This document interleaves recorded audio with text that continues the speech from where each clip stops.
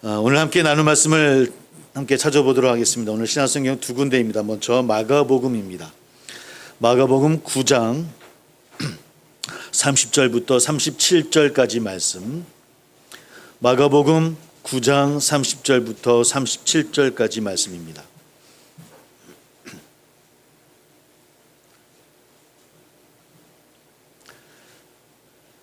9장 30절부터 37절 같이 함께 봉독합니다. 시작. 그곳을 떠나 갈릴리 가운데로 지날새 예수께서 아무에게도 알리고자 아니하시니 이는 제자들을 가르치시며 또 인자가 사람들의 손에 넘겨져 죽임을 당하고 죽은 지 3일 만에 살아나리라 하는 것을 말씀하셨기 때문이더라. 그러나 제자들은 이 말씀을 깨닫지 못하고 묻기도 두려워하더라. 가버나움에 이르러 집에 계실새 제자들에게 물으시되 너희가 길에서 서로 토론한 것이 무엇이냐 하시되 그들이 잠잠하니 길에서 서로 누가 크냐 하고 쟁론하였음이라. 예수께서 앉으사 12 제자를 불러서 이르시되 누구든지 첫째가 되고자 하면 무사람의 끝이 되고 무사람을 섬기는 자가 되어야 하리라 하시고 어린아이 하나를 데려다가 그들 가운데 세우시고 안으시며 제자들에게 이르시되 누구든지 내 이름으로 이런 어린아이 하나를 영접하면 곧 나를 영접함이요 누구든지 나를 영접하면 나를 영접함이 아니요 나를 보내신 이를 영접함이니라. 아멘. 우리 한 군데 더 찾아봅니다. 우리 야고보서 3장 13절부터 18절까지 말씀. 야고보서 3장 13절로 18절입니다. 우리 신약성경 374쪽이 되겠습니다. 야고보서 3장 13절부터 18절까지 말씀 함께 봉독합니다. 시작. 너희 중에 지혜와 청명이 있는 자가 누구냐? 그는 선행으로 말미암아 지혜와 온유함으로 그 행함을 보일지니라. 그러나 너희 마음속에 독한 시기와 다툼이 있으면 자랑하지 말라. 진리를 거슬러 거짓말하지 말라. 이러한 지혜는 위로부터 내려온 것이 아니요 땅 위의 것이요 정욕의 것이요 귀신의 것이니 시기와 다툼이 있는 곳에는 혼란과 모든 악한 일이 있음이라.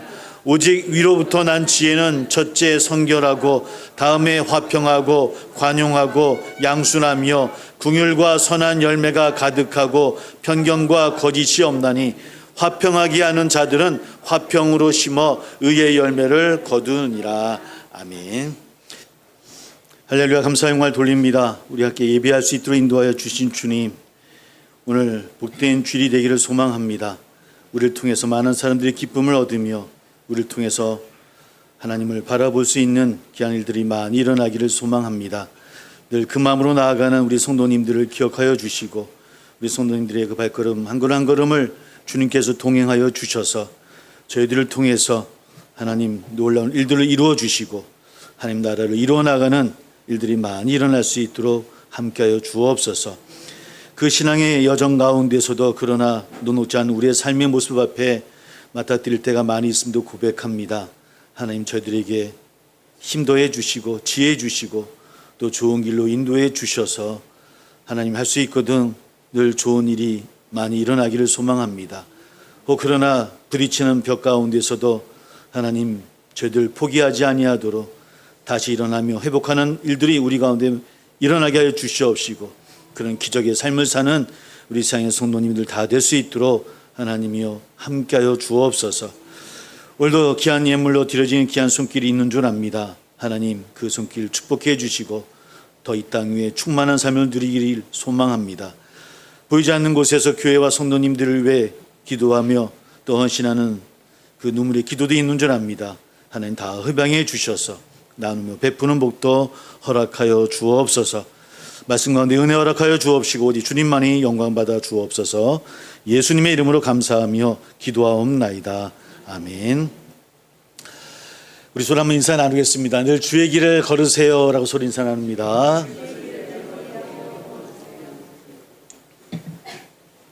늘 주의 길을 걸어가는 저희들 되기를 소망합니다.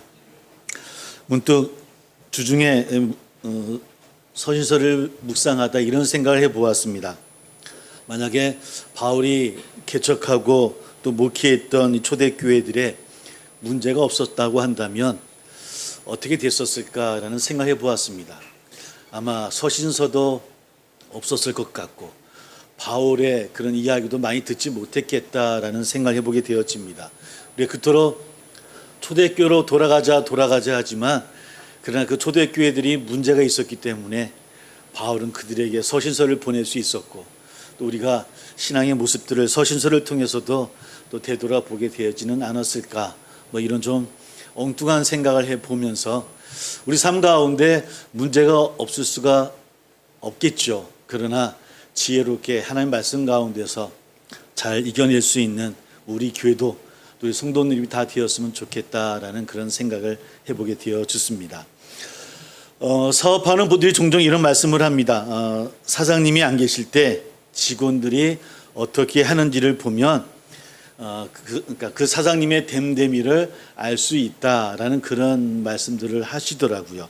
그러니까 사장님이 자리를 비우면 어떤 직원들은 그저 시간을 때우거나 뒤에서 불평만 늘어놓는 경우도 있을 것이고, 그러나 또 어떤 직원은 사장님이 계시든 안 계시든 열심히 맡은 바일을 책임 있게 잘하는 뭐 그런 모습도 있을 것 같아요.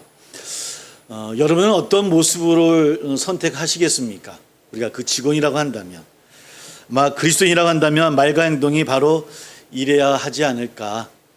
우리는 사장님은 아니시지만 하나님이 안 보이신다고 생각하는 그곳에서도, 또 눈에는 보이지 아니하시지만 늘 우리와 함께 하시지만 우리가 느끼지 못하고 깨닫지 못하는 그곳에서도, 이 예배당뿐만 아니라 세상 가운데서도 하나님을 신뢰할 수 없다라고 하는 그런 자리라 할지라도 우리가 우리 자신에게도 이웃 앞에서도 늘 정직하고 늘 선하며 진실하게 또 필요한 말과 행동을 행할 수 있는 그런 그리스도인이 되었으면 참 좋겠다라는 그런 고백을 하게 되어집니다. 우리 세상 성도님들이 다 그런 분들이 다 되어지시기를 주의 이름으로 소망합니다. 몇 주 더 계속해서 그런 이야기들을 우리가 함께 나누고 있고요. 특별히 우리 야고보서와 마가복음의 말씀을 함께 나누었습니다. 야고보서에는 108개의 구절이 있는데 그 구절 가운데 절반인 58개의 구절이 명령형으로 되어 있다고 합니다. 따라서 정통적으로 많은 서구 신학에서는 이 야고보서를 일종의 율법서로 폄하하기도 합니다. 뭐 그런 신학자들도 있고요. 하지만 야고보서가 말하는 행위는 바울이 비판했던 유대교의 공동 사상과는 분명히 다릅니다. 왜냐하면 야고보서 또한 하나님의 은혜를 강조하는 또한 행위, 믿음을 같이 이야기를 하고 있기 때문입니다. 즉 믿음과 행위라고 하는 것은 동전의 앞뒷면과 같이 상호 보완적인 관계에 있어야 된다는 말씀이겠죠. 그러므로 우리가 믿음이라고 이야기하지만 우리의 삶의 모습 속에서도 우리의 실천의 모습, 행함의 모습이 어떠해야 하는가도 늘 기억하고 또 맞춰가야 되는 것이 우리의 삶이 아닐까라는 생각을 해보게 되어집니다. 보통 우리가 하나님과 또 세상이라고 이야기할 때 보통은 하나님, 세상 꼭 반대적인 의미로 받아들일 때가 많이 있습니다. 그러니까 하나님은 좋은 것이고 하나님의 뜻, 하나님의 길, 이건 뭐 좋은 것, 선한 것이다라고 생각하고, 세상하고 한다면 뭐 다른 악이다, 선하지 않다라고 생각할 때가 많이 있다라고 하는 것이죠. 하지만 보통 우리 성경에서 이야기할 때, 또 우리가 설교 말씀 가운데 이야기할 때 세상이라는 말씀은 우리가 몸담고 살아가고 있는 그런 세상이라기보다는 하나님의 뜻에 반하는 개인의 욕망이 채워지는 그런 장들, 그런 모습으로서의 세상을 이야기하고 있다라고 하는 것들을 먼저 생각해 보면서 오늘 야고보서 마가복음의 말씀을 함께 살펴보려고 합니다. 오늘 함께 읽은 야고보서 본문은 전체적인 이야기는 수단이 목적을 정당할 수 없다라는 것을 이야기하고 있는 내용 같습니다. 보통 정의는 칼자를 누가 잡는가에 달려 있다라고들 많이 이야기를 하고 있죠. 보통 불의한 권력이나 또 그런 위정자들 앞에서는 늘 혹 수단이 잘못되어졌다 하더라도 정당화하는 경우를 우리는 많이 보게 되어집니다. 또 우리가 가져야 된다. 부 또한 마찬가지인 것 같아요. 권력이든 부의 축적이든 누군가의 부를 가져와야만, 누군가의 권력을 가져와야만 부가 축적되어지고 권력이 더 강해진다고 하는 것은 우리가 살아가는 우리들의 모습이기도 합니다. 우리의 신앙은 우리가 목적 어디에 두겠습니까? 그 목적을 우리는 하나님의 영광에 둔다라고 우리는 이렇게 고백하고 있죠. 그러나 문제는 신앙이라고 하는 것이 사람들은 저마다 자신의 하는 일이 하나님의 영광을 위한 것이다라고 하는 가끔은 자기 의인화에 쉽게 빠지는 경우가 많이 있더라는 겁니다. 우리가 행하는 일이 하나님을 위한 일이다라고 이야기하긴 하지만 그러나 그 일들이 자기를 위한 일들이 참 많이 있음을 우리는 되돌아보게 되어지더라는 것이죠. 그래서 오늘 18절을 보니까 예전에는 정의가 목적이라는 그 수단은 좀 평화로워야 된다라고 하는 것으로 말씀을 정리하고 있어요. 그러므로 우리가 한번 되돌아볼 것은 평화라고 하는 것, 화평의 길로 간다고 하는 것은 좀 강한 사람들, 강한 자가 양보함이 필요하다라고 하는 겁니다.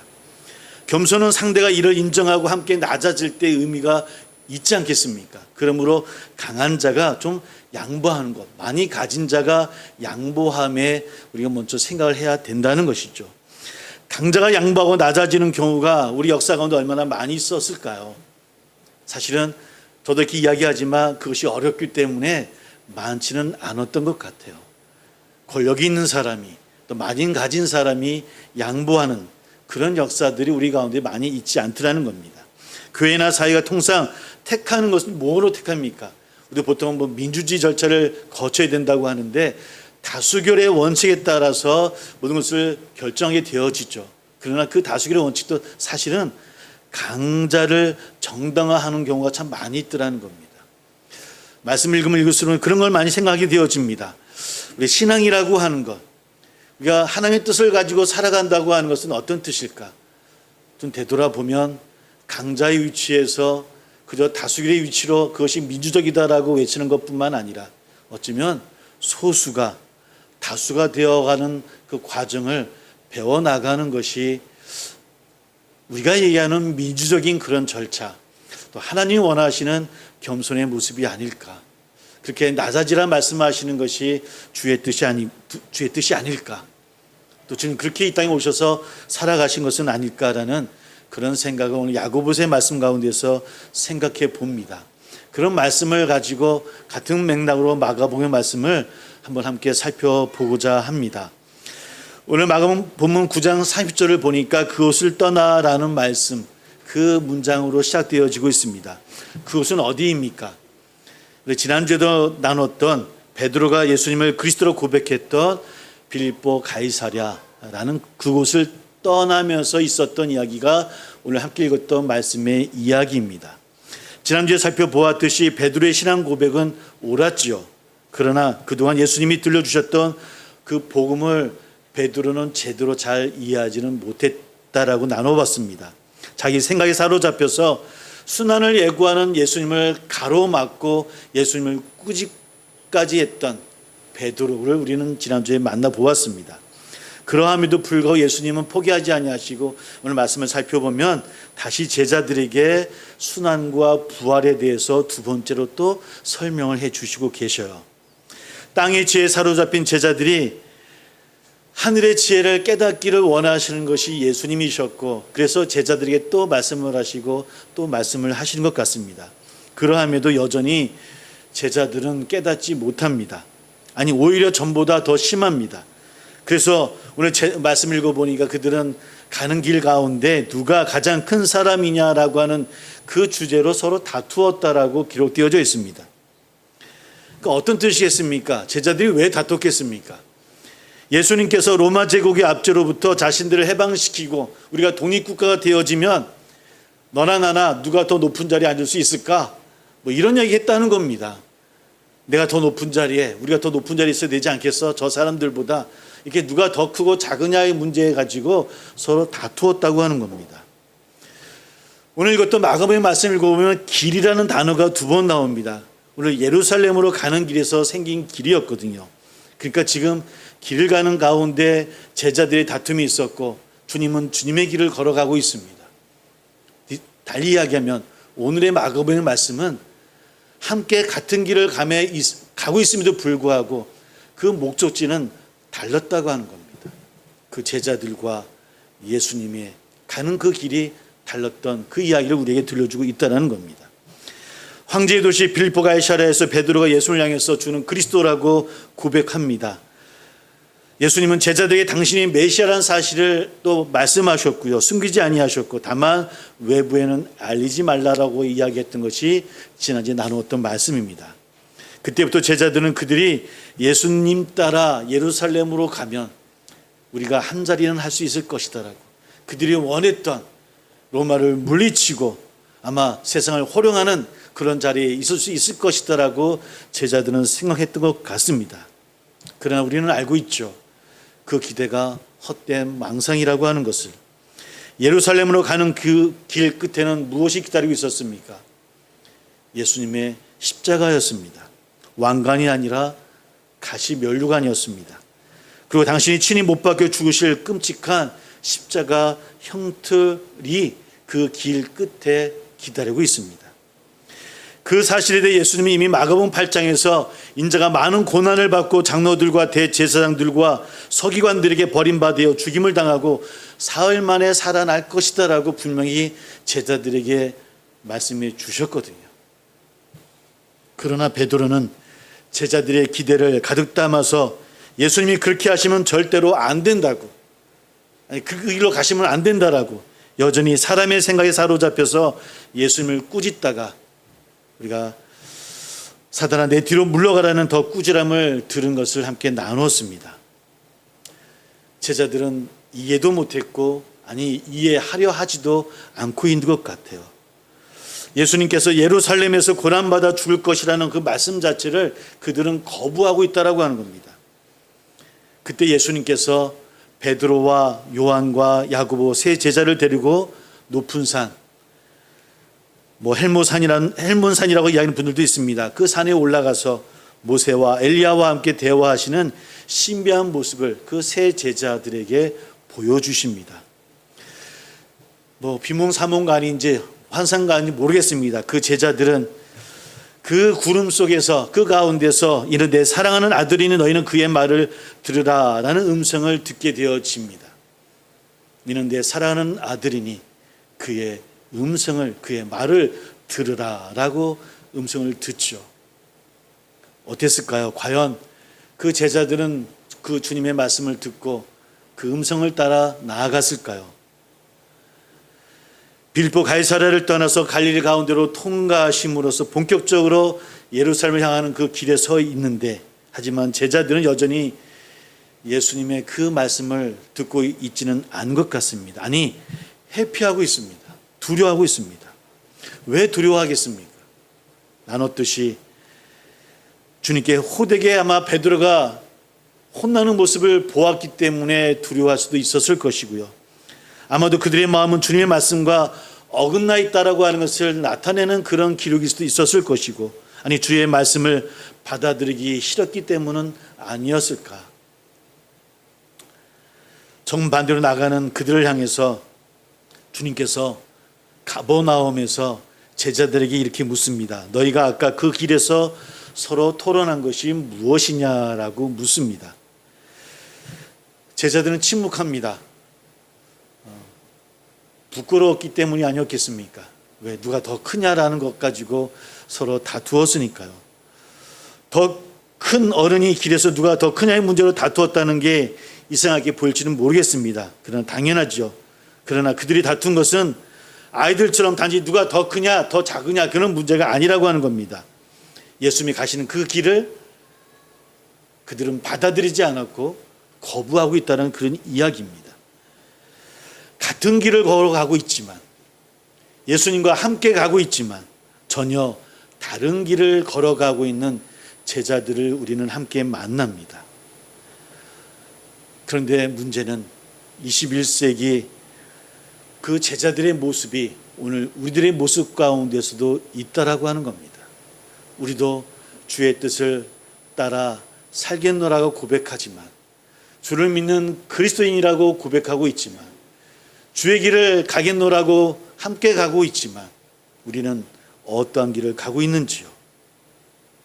언제부터인가 목회의 목표가 성공이 되어져 버렸습니다. 교회의 목표가 성공이 되어져 버렸어요. 그 성공이 어떤 성공이겠습니까? 세상이 이야기하는 성공 아니겠습니까? 더 많이 크고 더 많이 가져야 되는 것. 이게 정말 주의 길일까라고 질문해 보게 되어지더라는 겁니다. 우리가 가고자 하는 것, 우리 신앙을 통해서 얻고자 하는 것이 정말 주의 뜻, 주의 마음일까? 아니면 우리의 욕심 가운데 우리가 갖고자 하는 그런 마음일까? 분명히 주님과 함께 걸어가고 있는 것 같은데, 늘 함께 예배함으로 함께 주와 동행하고 있는 것 같긴 한데, 우리는 정말 함께 같은 것을 향해서 걸어가고 있는지요? 온 세상을 구원하시기 위해 십자가를 지러 가시는 예수님의 길을 따라가야 할 제자들입니다. 그리스도인들, 목회자들이, 아니 오늘 현재 우리들은 고난의 십자가의 길은 철저히 외면하고 오직 자신의 화려한 영광만을 드러내는 그런 길만을 바라보고 가고 있는 것은 아닌지요. 그런 제자들을 향해서 주님은 35절에 이렇게 말씀합니다. 예수께서 앉으사 12제자를 불러서 이르시되 누구든지 첫째가 되고자 하면 무사람의 끝이 되며 무사람을 섬기는 자가 되어야 하리라 하시고라고 이야기합니다. 첫째가 된다는 것은 무엇을 의미합니까? 영광을 얻겠다는 거 아니겠습니까? 영광을 얻겠다라고 합니다. 그러나 예수님은 그런 영광을 얻고자 하는 자는 먼저 무사람의 끝, 즉 말째가 되어 끝자리에 있어야 된다라고 이야기합니다. 낮아져야 된다는 말씀이겠죠. 그들을 또한 무사람을 섬겨야 되는 자리에 있어야 된다고 이야기합니다. 그것이 나와 함께 걸어가는 길이다라고 이야기합니다. 예수님이 이 땅에 오신 목적 분명히 말씀하지 않았습니까? 마가복음 10장 45절에 인자가 온 것은 섬김을 받으려 온 것이 아니요 도리어 섬기려 하고 자기 목숨을 많은 사람의 대속물로 주려 함이라. 주님이 이 땅에 오신 목적이고 또 우리가 가야 될 길임을 우리에게 말씀하고 있더라는 겁니다. 그리고 주님의 그 실천수단이 십자가였습니다. 누구도 가기 싫어하는 그 십자가의 길을 걷습니다. 마침내 부활을 통해서 만왕의 왕, 만주의 주가 되셨고 우리의 주님이 되셨음을 우리는 고백합니다. 처음부터 십자가가 없는 부활, 고난 없는 영광은 없다라는 겁니다. 사상 누각에 불과합니다. 그럼에도 제자들은 예루살렘을 향하는 그 길이 영광의 길이어야 된다라고 오늘 예수님을 막고 있다라고 하는 겁니다. 그래도 잘 이해하지 못하는 그 제자들을 향해서 주님은 또 이렇게 말씀을 합니다. 어린아이를 데려다가 그들 가운데 세우시고 안아주시면서 이렇게 말씀하고 있습니다. 누구든지 내 이름으로 이런 어린 하나를 영접하면 곧 나를 영접함이요 누구든지 나를 영접하면 나를 영접함이 아니요 나를 보내신 이를 영접함이라 라고 말씀하고 있습니다. 이 말씀 우리가 좀 잘 이해하기 위해서는 좀 어린아이라고 하는 것이 어떤 사람인가를 좀 살펴볼 필요가 있을 것 같습니다. 어린아이를 나타내는 헬라어는 파이디온이라는 단어입니다. 히브리어는 나아르라고 번역할 수 있고요. 여러분 종이라는 단어가 헬라어로 파이스라는 단어이고요. 어린이가 파이디온이라고 말씀을 드렸습니다. 같은 어원이고요. D자, S자만 다르죠. 파이스, 파이디온입니다. 나아르라고는 이 히브리어 이 어린아이는 뜻의 의미는 두 가지가 있습니다. 하나는 종이라는 뜻을 갖고 있고 하나는 하인이라는 뜻을 갖고 있습니다. 그러니까 서로 연결되어져 있다라는 겁니다. 즉 주님께서 어린아이로 언급하신 사람들은 그저 우리가 알고 있는 어린아이, 아이만을 뜻하는 것이 아니라 마치 종과 같은 존재들, 쉽게 말해서 그 당시 사회에서 쓸모없다라고 보잘것없다라고 무시받고 소외당하던 사람들, 이웃들, 죄인이라고 취급받았던 사람들을 의미하는 겁니다. 그런 분들을 어린아이라고 이야기합니다. 어린아이 같은 이들은 우리와 결코 그렇게 되기를 원하지 않는 사람들입니다. 그 삶을 피하고 싶어 하지 않습니까? 우리들은. 그 어린아이처럼 되기를 원하는 사람이 누가 있겠습니까? 보잘것없는 세상을 살기를 원합니까? 우리 모두가 영광의 삶을 살기를 원하고 누리며 살기를 원하고 어떤 자리를 좀 차지하며 좀 베풀며 사는 자리에 앉고 싶어하는 것이 저나 우리들의 모습이죠. 우리가 원하는 자리는 아닙니다. 가고 싶어하는 자도 분명히 아닐 것이고요. 그 삶을 피하고 싶어하는 것이 우리들입니다. 그런 우리들이 그렇다고 한다면 오늘 주님의 말씀인 것처럼 그러한 이들을 마음을 다해서 우리가 환대할 수 있을까? 우리에게 주어지는 하나의 도전입니다. 제자들을 향하는 말씀이기도 했지만 오늘 우리들을 향하는 말씀이기도 해요. 우리는 그들을 환대할 수 있을까? 사회적으로 아무런 권리를 갖지 못하던 비천한 존재였습니다. 예수는 그런 아이를 품어주고 대변해주고 영접하는 자가 곧 나를 영접하는 자다라고 이야기를 합니다. 주에 가는 길이 어떤 길이라고요? 그런 사람들을, 그런 분들을 영접해야 되는 그 길, 주님이 가시고자 하는 길이 바로 그 길이라고 하는 겁니다.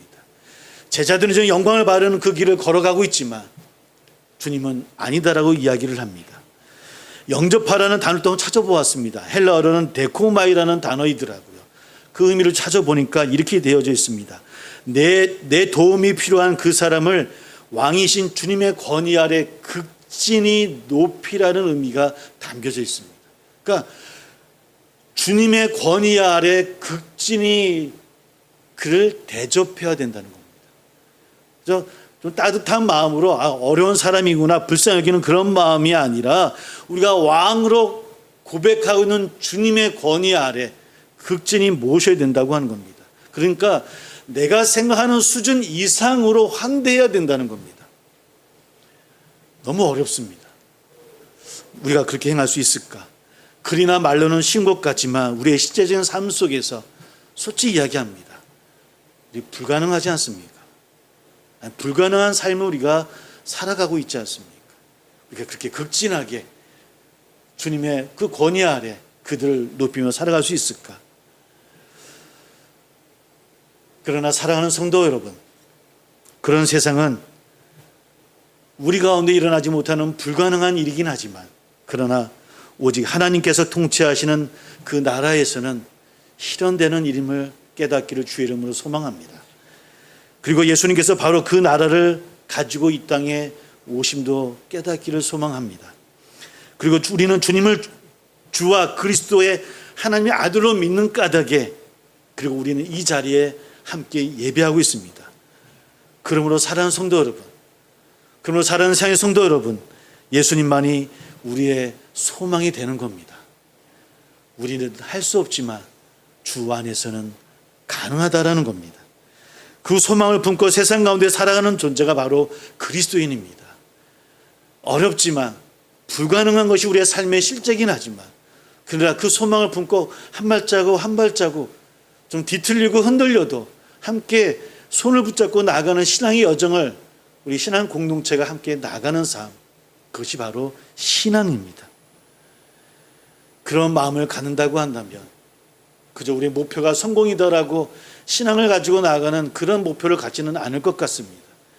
교회가 내 것이다 욕심부리는 목회자들도 생길 수 없을 것이고 그런 성도님도 생기지 않을 것이고 교회를 통해서 주의 말씀이 선포되어지고 주의 말씀을 통해서 주의 사랑을 선포하고 그 삶을 살아감으로 이 땅에 하나님 나라를 이루고자 노력하는 모습들이 우리 가운데 일어나지 않겠습니까?